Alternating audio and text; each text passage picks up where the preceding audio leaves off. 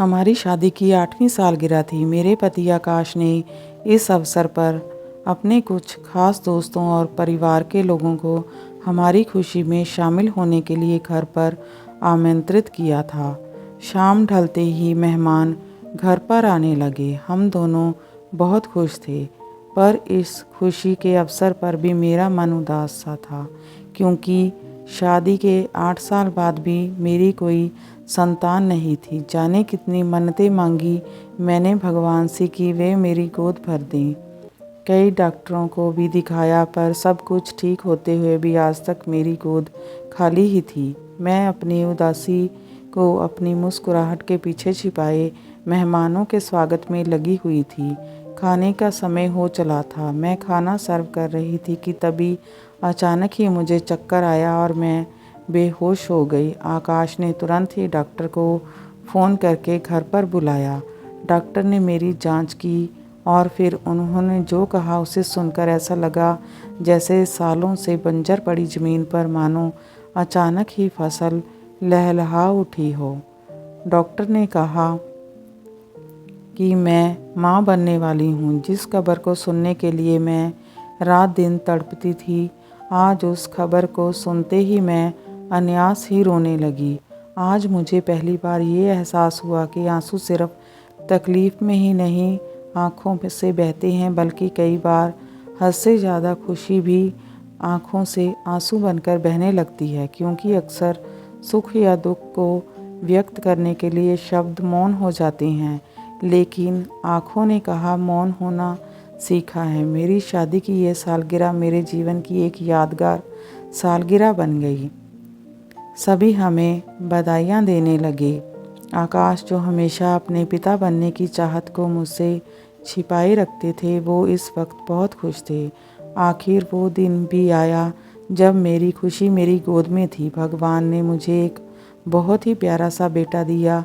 मैं अपने बेटे को अपनी गोद में देख खुशी से रोते हुए उसे चूमने लगी। तभी आकाश कमरे में आए। उनके साथ डॉक्टर भी थे। डॉक्टर ने मुझसे मेरे बच्चे को लिया और उसको चेक करने लगे। मैंने देखा कि आकाश परेशान से लग रहे थे। मैं कुछ समझ नहीं पा रही थी कि क्या बात है। तभी डॉक्टर ने मुझे मेरे बच्चे को वापस पकड़ाते हुए कहा कि मैं श्योर हूँ आपका बच्चा देख नहीं सकता है। ये सुनकर मैं एकदम सुन्न हो गई। मेरी कुछ समझ में नहीं आया कि डॉक्टर ये क्या कह रहे हैं। मेरा बच्चा तो बिल्कुल ठीक ठाक है। डॉक्टर की बात सुनकर आकाश भी उदास से चुप खड़े थे। थोड़ी ही देर में डॉक्टर वहाँ से चले गए। मैं आकाश की ओर देखते हुए उनसे पूछी, ये डॉक्टर क्या कह रहे थे? मेरा बच्चा देख नहीं सकता, लेकिन ये तो बिल्कुल ठीक है। आप इसकी आँखों में देखिए, आकाश कितनी सुंदर हैं। फिर ये कैसे हो सकता है कि मेरा बच्चा देख नहीं सकता? ज़रूर डॉक्टर को कोई गलतफहमी हुई होगी।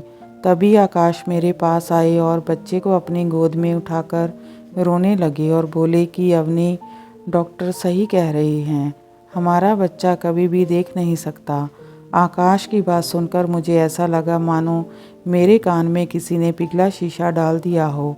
मेरी तो समझ में ही नहीं आ रहा था कि जिस खुशी को पाने के लिए मैं सालों से दिन रात तड़प रही थी, आज उस खुशी को पाकर मैं खुश हूँ या रोऊँ। मैं सबसे एकटक अपने बेटे को देखे जा रही थी। मेरा बेटा इस वक्त मुझे दुनिया का सबसे खूबसूरत बच्चा लग रहा था। उसके निश्चल मासूम चेहरे को देखकर मेरा कलेजा फटा जा रहा था। मैंने तुरंत ही उसे अपने सीने से लगा लिया और रोने लगी। आकाश मुझे चुप कराते हुए बोले कि रो मत अवनी, कम से कम भगवान ने हमें औलाद का सुख तो दिया है ना। हमारा बच्चा उन्हीं का आशीर्वाद है। देखना सब ठीक हो जाएगा। आकाश ने मुझे हिम्मत दिलाई और कुछ ही देर में मैं भी सामान्य हो गई। मुझे भी लगा कि सच ही तो है कि भगवान के आशीर्वाद से मुझे माँ बनने का सौभाग्य तो मिला। मेरा बच्चा उन्हीं का आशीर्वाद है और अब यही मेरी दुनिया है और मेरी ज़िंदगी भी। मैंने अपने बच्चे का नाम अंश रखा, हमारा अंश। मैंने अपनी ज़िंदगी का लक्ष्य बनाया कि मैं अपने अंश को कभी भी किसी पर आश्रित नहीं होने दूंगी और ना ही उसकी कमी को उसकी कमज़ोरी बनने दूंगी। मैं अंश की हर छोटी बड़ी ज़रूरत का पूरा ध्यान रखती।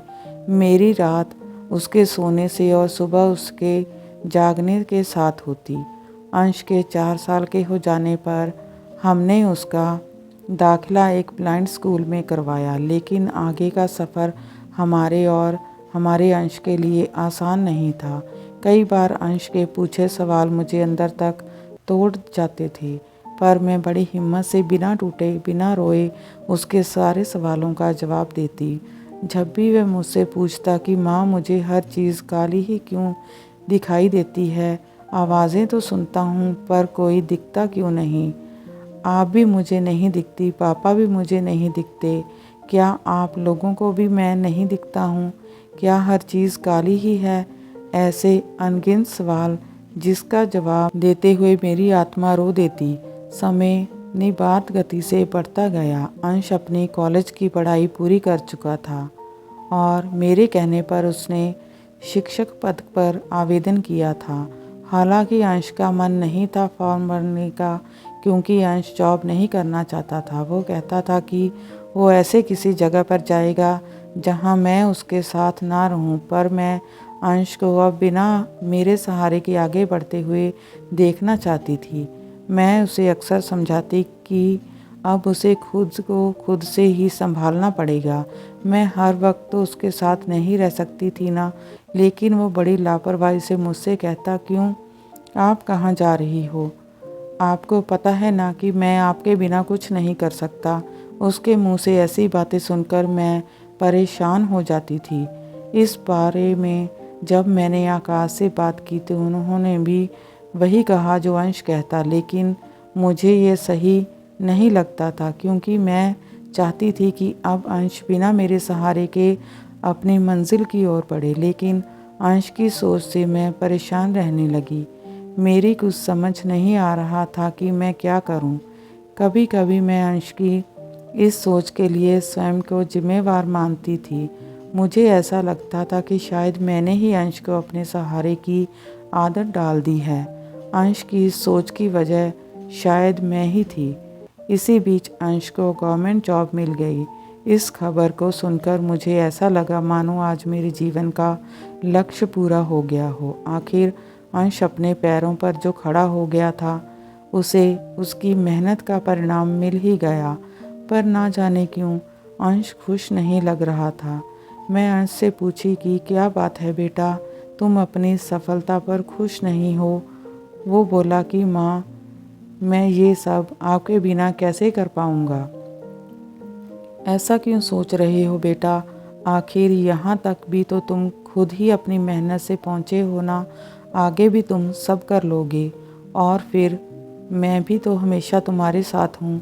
आज अंश को कॉलेज में ज्वाइन करने जाना था, लेकिन वो मेरे बिना जाने को तैयार नहीं था और आराम से सो रहा था। मैंने कई बार उसे समझाया, पर वो अपनी ही ज़िद पर अड़ा रहा और ज्वाइनिंग के लिए नहीं गया।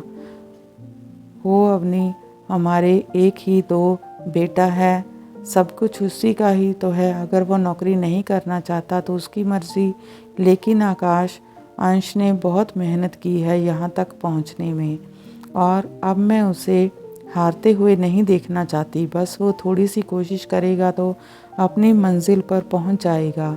मैं बस यही देखना चाहती हूँ कि मेरा बच्चा बिना सहारे आगे बढ़े, वो भी सामान्य बच्चों की तरह अपनी लड़ाई खुद लड़े। और फिर हमेशा तो उसके साथ नहीं रहेंगे ना। आप देखिए आकाश, वो मेरा सपना कभी नहीं तोड़ेगा। मैंने आकाश से अंश का ध्यान रखने को कहकर फ़ोन रख दिया। माँ के यहाँ आए हुए मुझे आज 7 दिन हो गए थे और ये 7 दिन मुझे 7 साल से लग रहे थे। एक सुबह आकाश का फ़ोन आया। इतनी सुबह आकाश का फ़ोन देख मैं घबरा गई। फ़ोन उठाते ही मैं आकाश से पूछी, सब ठीक है ना आकाश, इतनी सुबह आपका फ़ोन। हाँ अवनी, सब ठीक है, बस तुम्हें एक खुशखबरी देनी थी। खुशखबरी? कैसी खुशखबरी? आकाश ने बताया कि आज सुबह अंश बिना किसी की मदद के अपनी ज्वाइनिंग के लिए अकेले ही कॉलेज गया है। ये बात सुनकर मुझे बहुत खुशी हुई, शायद उतनी ही खुशी जितनी अंश को पहली बार अपनी गोद में लेकर हुई थी। आखिर अंश ने मुझे हारने जो नहीं दिया।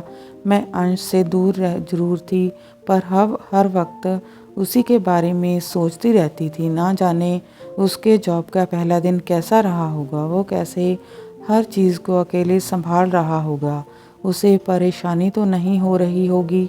कई बार मन होता कि वापस अपने बेटे के पास चली जाऊं, पर उसकी बेहतरी के लिए मैं अपनी भावनाओं को दबा देती, क्योंकि मेरा अभी जाना शायद ठीक नहीं रहता। कुछ दिनों में जब अंश व्यवस्थित हो गया तभी मेरा जाना ठीक रहेगा। बस यही सोचकर मैं कुछ दिन और माँ के यहाँ ही रुक गई थी। एक शाम माँ ने मुझे एक चिट्ठी लाकर दी और बोली कि अवनी, ये अंश की चिट्ठी है। मैंने तुरंत ही चिट्ठी खोली और अपनी आंखें बंद कर अंश की चिट्ठी को पढ़ने लगी। माँ, मैं आपका अंश। कैसी है माँ आप? मुझे पता है कि आप मुझसे नाराज़ होकर गई हैं, लेकिन माँ, आपने जाने से पहले एक बार भी नहीं सोचा कि मैं आपके बिना कैसे रह पाऊँगा। मैं जानता हूँ कि आप मुझसे बहुत प्यार करती हैं और मेरी बेहतरी के लिए ही मुझसे दूर गई हैं। पर आप ही बताइए माँ, जब से मैंने होश संभाला है हर वक्त सिर्फ आप ही को अपने पास पाया है। मुझे नहीं पता कि सुबह कैसी होती है। उगते सूरज के प्रकाश से मेरी आंखें अनभिज्ञ हैं, लेकिन जब आप मेरे बालों को सहलाकर जगाती हैं तब मुझे सुबह के होने का एहसास होता है। हर वक्त ही अंधेरे में रहता हूँ, पर आपकी लोरी मुझे रात होने का एहसास कराती है। सिर्फ आपके स्पर्श की कोमलता को ही पहचानता हूँ। बस एक आपकी ही खुशबू को मैं महसूस कर पाता हूँ। सामान्य बच्चे भी ठोकर लगने से गिर पड़ते होंगे, लेकिन आपने कभी मुझे ठोकर लगने ही नहीं दी। हर बार ठोकर लगने से पहले ही आपने मुझे थामा है। मेरे हर आंसू और हर हंसी में आप शामिल रही हैं माँ। फिर आज अचानक ही आप मुझसे नाराज़ हो मुझे अकेला छोड़ गई। मुझे पता है माँ कि आप भी मुझसे दूर रहकर खुश नहीं होंगी। माँ, अब से मैं आपकी हर बात मानूंगा। अब आप वापस आ जाइए माँ। और हाँ, आपको पता ही होगा कि अब मैं आपके बिना काम पर भी जाने लगा हूँ। मुझे आपसे बहुत सारी बातें करनी है। बस अब आप अपनी सारी नाराज़गी छोड़कर अपने अंश के पास लौट आओ माँ।